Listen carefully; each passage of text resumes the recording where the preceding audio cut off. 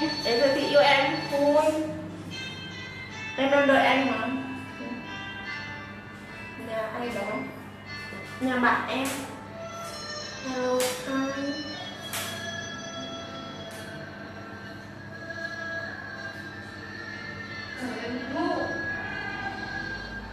Ui đẹp thế.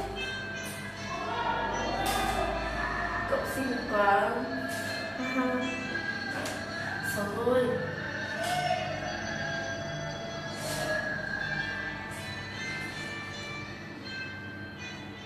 Chị người xem được cho đây. Em có người yêu rồi còn gì. Em làm gì có người yêu. Em đang ế bền vững.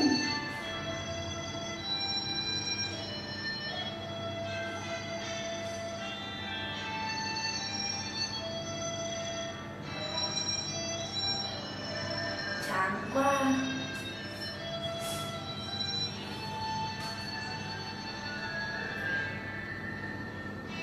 Nhiều người xem quá em ạ. Nhưng mà chẳng có ai like. Thả tim. Tối đó em bảo anh rời bằng gì. Tối đó anh với người yêu của anh làm cho em rất là bức xúc. Nên là em nói thế.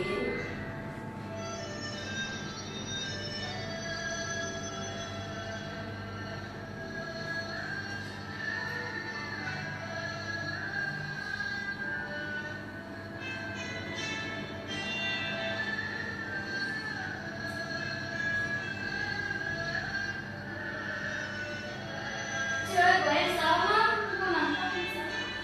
Của em à? Nhưng mà cái kiểu điện thoại Sớm thế. xem đi mọi người.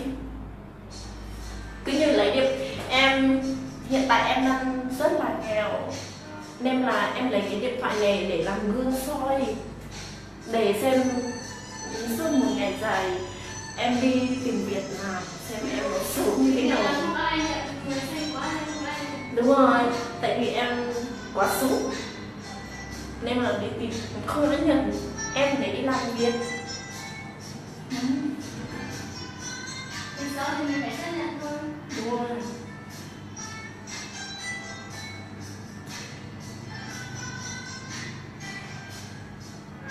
Em quá xấu thôi anh ạ. Vậy tính trẻ con lên rồi em mà lại lúc nào em đã trẻ con.